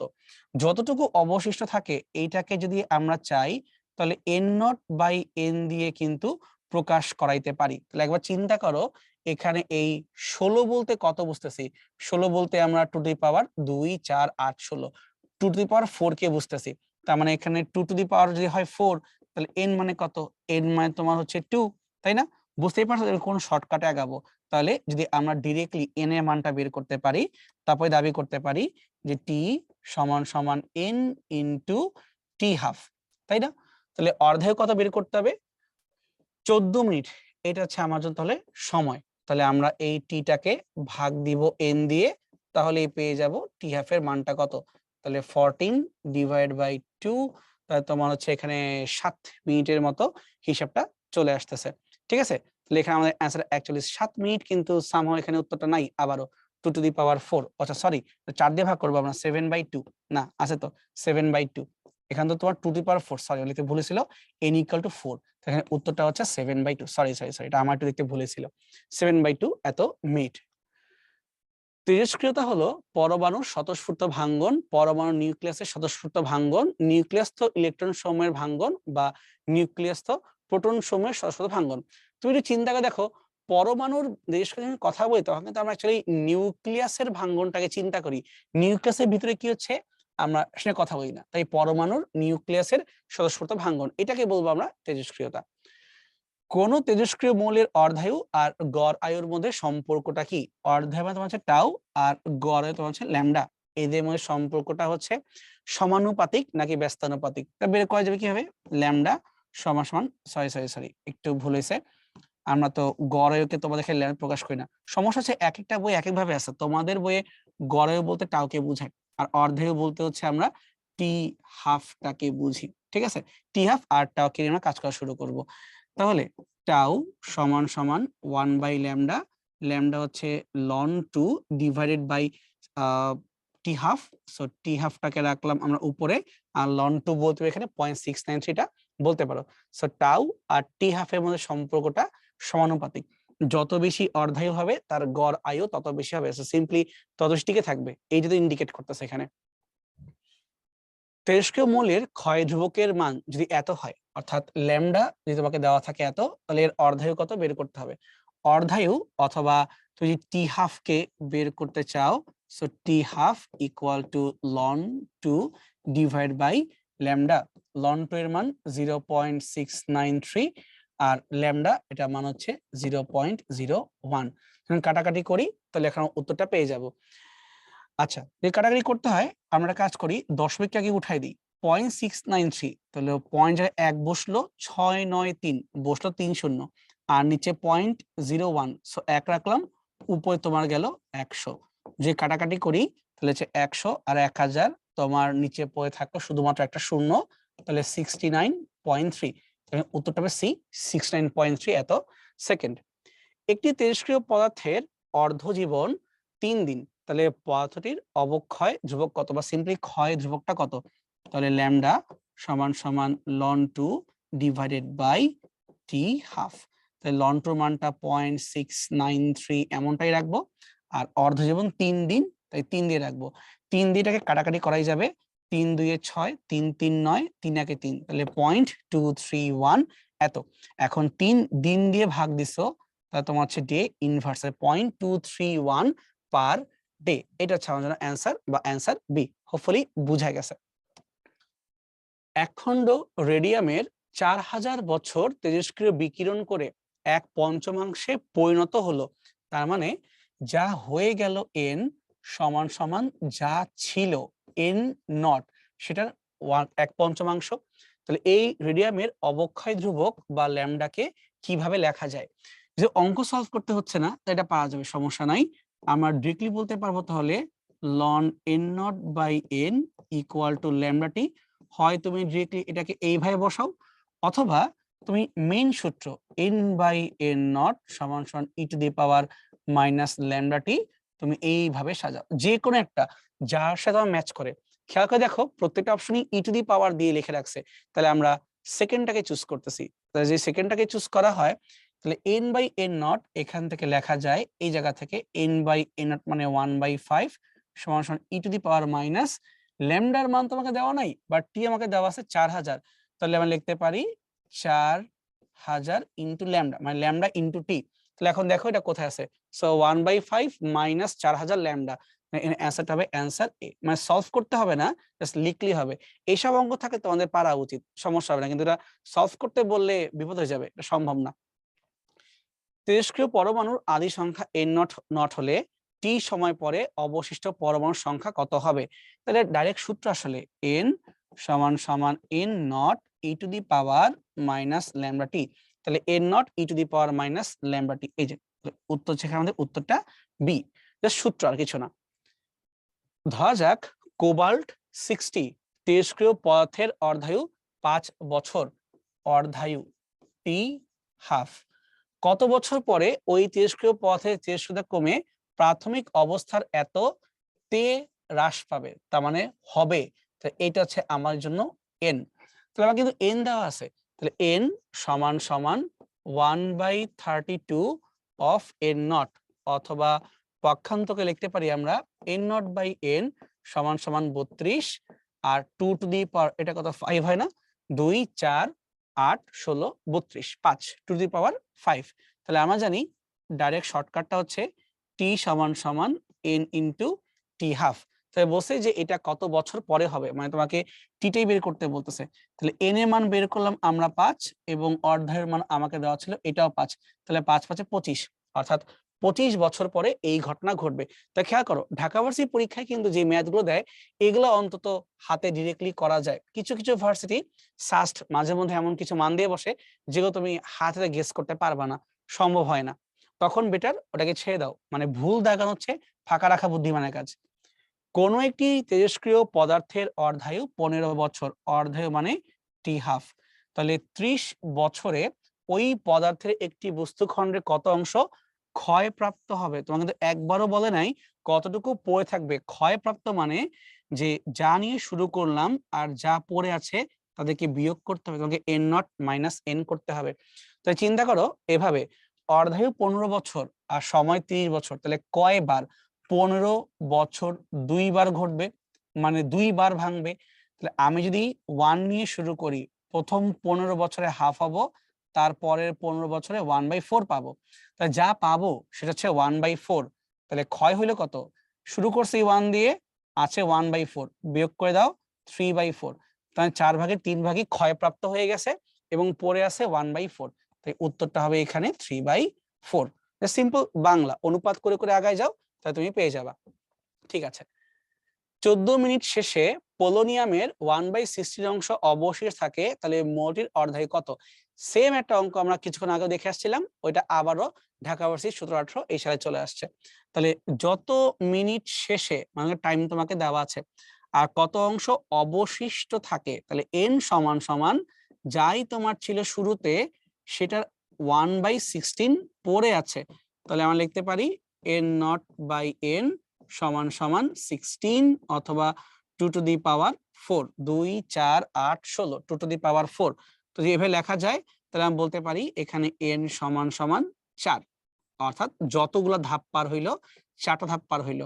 তারপর ডাইরেক্ট বলতে পারি যে সময় লাগবে ওই ধাপ ইনটু অর্ধায়ুর মান। সো টি তোমাকে দেওয়া আছে 14, n তোমার আছে 4, আর টি হাফ বের করতে বলা হচ্ছে। তাই টি হাফ সমান সমান 14/4 বা 7/2 এত মিনিট। ঠিক আছে, তাহলে বের হয়ে গেল যে আমাদের অর্ধায়ু মানটা হচ্ছে 7/2 এত মিনিট। এখন তোমাকে এখান থেকে আরো যে কোনো বের করতে বলতে পারে, বাট এরপর শূন্য কোনো মান আমরা পাবো না, কারণ লন 2 যখনই আসে তখনই আর ভালো কিছু পাওয়া যায় না, দশমিক সহ চলে আসবে। ঠিক আছে, আমার সামনে আগাই। জগন্নাথ ইউনিভার্সিটি 2019-20 এখানে তারা সিম্পল প্রবলেম দিয়ে রাখছে, এটা কিন্তু রিটেন প্রবলেম ছিল। একটা অর্ধায়ু 3.8 ডেজ যদি হয় তাহলে তোমার ক্ষয় ধ্রুবকটা কত হবে? তাহলে ক্ষয় ধ্রুবক ল্যামডা সমান সমান ln 2 divided by T half. তাহলে ln 2 এর মান তুমি চাইলে 0.693 ভাবতে পারো, আর তোমাকে এখানে অর্ধায়ু দেওয়া আছে 3.8 ডেজ। এখন লজিক্যালি ভাবো, তুমি কি চাইলেও আসলে এইটাকে কোনো কাটাকাটি করতে পারবা? আসলে সম্ভব না। এখন হাইয়েস্ট তুমি চেষ্টা করো যে ভাই 3.8 কে ডাবল করলে কি এটা হয়, না ওটা কোনোভাবেই হবে না। কেন? কারণ তোমার এখানে 8 কে ডাবল করলে 16 আর 60 76 হয়ে যাবে, বাট তোমার এখানে আছে 69। তাহলে এটাকে তুমি আর যতই কাটার চেষ্টা করো ভালো কিছুই হবে না, তুমি এই জায়গায় থেমে যাও, খালি একক ঠিক মতো বসাও 3.8 ডেজ। তাহলে lambda equal to 0.693 divide by 3.8 per day. এভাবেই থুয়ে দাও, এর চেয়ে বেশি কিছু করার দরকার নাই, কারণ করা সম্ভব না এই জন্য।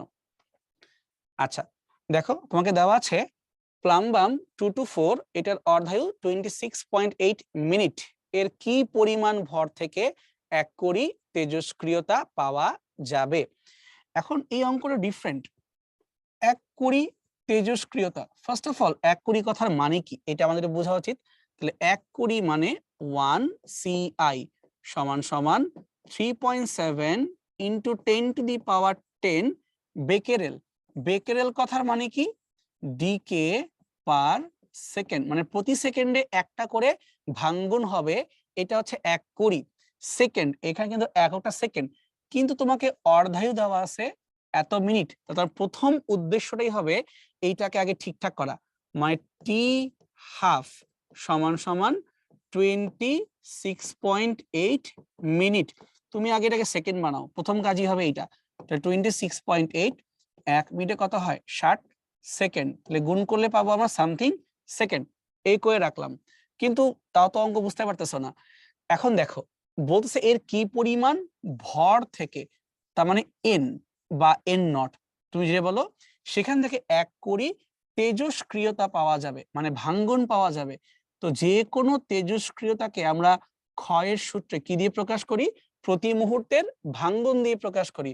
অর্থাৎ প্রশ্ন মতে আমি এটা বলতে পারি যে প্রশ্ন মতে প্রতি মুহূর্তের ভাঙ্গন ডিএন বাই ডিটি সমান সমান 1 আর ওই পদার্থের জন্য আমাকে দেওয়া আছে অর্ধায়ু টি হাফ, যে কোনো একটা এককে। তাহলে এখন আমরা খুব ভালো করে জানি যে সূত্র কি হওয়া উচিত, ডিএন বাই ডিটি সমান সমান ল্যামডা এন। মাইনাস দিচ্ছি না, কারণ আমরা জানি এখানে ভাঙ্গনটাই হচ্ছে, ঠিক আছে। তাহলে ডিএন বাই ডিটি এর পরিবর্তে বসবে 3.7 ইন্টু 10⁻10। ল্যামডা কোত্থেকে পাবো? এই টি হাফ থেকে পাবো, কারণ ল্যামডা হচ্ছে ln 2 divided by T half. তাই টি হাফ এর মানটা কত? 26.8 এত মিনিট, কিন্তু অবশ্যই সেকেন্ডে আনতে হবে, ইন্টু সেকেন্ড। কেন? তার কারণ আমার ভাঙ্গনটা হচ্ছে পার সেকেন্ডে, আর এই পাশে এন ছিল, পড়ে থাকুক। তাহলে জিনিস খেয়াল কথা ভাই, আমি যে এখন এখানে মানগুলো বসাই দেই, অবশ্যই ক্যালকুলেটর লাগবে, এনটা পেয়ে যাব না। কিন্তু এই এনটা কি বুঝাচ্ছে? এই এনটা তো কতগুলো পরমাণু থেকে হচ্ছে সেটা আমাকে বুঝাচ্ছে, কিন্তু আমাকে তো প্রশ্নে বসে ভর বের করে দাও। তাহলে ভর কিভাবে বের করব?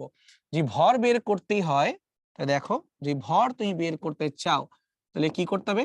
লজিক্যালি ভাবো যে আমরা জানি 1 মোলে কতগুলো করে পরমাণু থাকে? অ্যাভোগাড্রো সংখ্যক পরমাণু থাকে। তাহলে আমি যদি এই এন এর মানটাকে 6.023 10⁻23 অ্যাভোগাড্রো সংখ্যা দিয়ে ভাগ করে দেই, তাহলে মোল পেয়ে যাব। এবং আমরা জানি এর আণবিক ভর তোমাকে দেওয়া আছে 224, তাহলে এত দিয়ে গুণ করে দিয়ে পেয়ে যাব গ্রাম। অর্থাৎ আলটিমেটলি আমরা কি করলাম, আমরা 1 মোলে কয়টা আছে সেই হিসাব থেকে উল্টা করে বের করে ফেলবো যে আমার টোটাল এই ভরটা কত হইতে হবে। থিমটা বুঝে গেছে? তাহলে ঠিক আছে, আসো তাহলে এখন আমরা একটু ক্যালকুলেটর ইউজ করি, কারণ অ্যাকচুয়ালি এখানে আর কোনো উপায় নাই এটা করার জন্য। তাহলে আমি যে মানগুলো বসাই দেই, এখানে করলে তোমাদের সলিউশন চলে আসবে এমন কিছু একটা। দাঁড়াও, ফার্স্ট আমরা এন এর মানটা বের করি। এখানে আমাদের এন এর মানটা আসবে 0.856। এখানে লিখে দিচ্ছি এন সমান সমান 0.856 ইন্টু 856, এরপরে 14, 10⁻14। ফার্স্টে আমরা এন এর এই মানটা পাবো। এখন যদি আমরা এন এর এই মানটাকে ওইখানে বসায় ক্যালকুলেট করি, তখন তুমি পাবা 30.414 পাওয়ার -9, 30.414 ইন্টু 10⁻9 এত গ্রাম। ঠিক আছে, তাহলে আমরা মোটামুটি অঙ্ক চেক দিলাম যে হ্যাঁ ঠিক আছে। সো এই অঙ্ক আমি আগেই বলছিলাম যে তুমি এটা মুখে মুখে করতে পারবা না, বাট তাও কেন দেখায় রাখতেছি যে নিয়মটা অন্তত শিখে রাখো যে কিভাবে বসাইতে হয়। ঠিক আছে, চলো সামনে যাওয়া যাক। একটা তেজস্ক্রিয় পদার্থের অর্ধায়ু 15 দিন, তাহলে কতদিনে ওই পদার্থের 65% ক্ষয়প্রাপ্ত হবে? ক্ষয়প্রাপ্ত হওয়া আবার টার্গেট না, আমার টার্গেট অবশিষ্ট। তাইলে 35% যদি ক্ষয় হয়ে যায়, তাহলে 35% হবে অবশিষ্ট। অঙ্কটা শুরু না করেও তোমার বুঝতে পারা কথা যে 35% তো কোনো সুবিধাজনক মান না, তার মানে এইটার ক্ষেত্রে আমি আসলে সুন্দর কোনো মান বের করতে পারবো না। ঠিক আছে, তাহলে আমাকে বলতেছে কতদিনে এই ঘটনা ঘটবে, অন্তত সেটা আমাকে বের করে দাও। তাহলে আমরা যদি একবারে শর্টকাটে আগাই, ln N not by N সমান সমান ল্যামডা টি, যেখানে ল্যামডার পরিচয়টা হচ্ছে ln 2 divided by T half into t. তাহলে লন শুরুতে কি থাকবে? 100%, পরে কত পড়ে থাকবে? 65 শেষ, পড়ে থাকবে 35% সমান সমান লন 2, তো ln 2 divide by T half, T half তোমার সেখানে 15 দিন ইন্টু টি। যেহেতু আমরা এখানে মানটাকে টি হাফের 15 দিনে বসাইছি, তাই অঙ্কটাকে সলভ করলে টি এর মানটাও দিনেই চলে আসবে। দেখেই বুঝতে পারতেছো এটাকেও আসলে কোনোভাবেই তুমি মুখে মুখে করতে পারতেছো না, এটা অ্যাকচুয়ালি পসিবল না। আবার ভাইবো না যে এখানকার 15 এখানকার 35 কেটে ফেলবো, পসিবল না, কারণ লনের ভিতরে আছে। তুমি সর্বোচ্চ গেস করা ট্রাই করতে পারো, বাট তাতে কোনো লাভ হবে না। সো আমরা এটাকে ক্যালকুলেটর দিয়েই একবারই বের করে ফেলতেছি। সো লন 100 ডিভাইড বাই 35 যাই আসবে তাকে আমরা আবার লন 2 দিয়ে ভাগ দিয়ে দিচ্ছি আর 15 দিয়ে গুণ দিয়ে দিচ্ছি। তাহলে গুণ করে টি এর মানটা আসে আমাদের 22.72, এত দিনে আসবে, কারণ এখানে আমরা 15 দিন ধরে অঙ্কটা সলভ করছি। তুমি চাইলে মুখে মুখে করতে পারো, বাট স্টিল খুব একটা এখানে লাভ হচ্ছে না, তুমি বুঝতেই পারতেছো। জাস্ট দেখে রাখো, পরীক্ষা আসলে লিখে দিবা, বাট কোনো রিস্ক নিবা না। এ পদার্থ যতক্ষণে 60% ক্ষয় হয় ততক্ষণে বি পদার্থ 30% ক্ষয় হয়। তা লজিক্যালি বলা যায় যে এ পদার্থর ক্ষয় হওয়ার রেট বি পদার্থের ক্ষয় হওয়ার রেট থেকে বেশি। মানে অঙ্ক শুরু করার আগে বুঝতে পারতেছি এ পদার্থের ল্যামডা বি পদার্থের ল্যামডা থেকে বেশি। কিভাবে বুঝলাম? কারণ তাড়াতাড়ি ক্ষয় হয়ে যাচ্ছে, মানে ল্যামডা বেশি।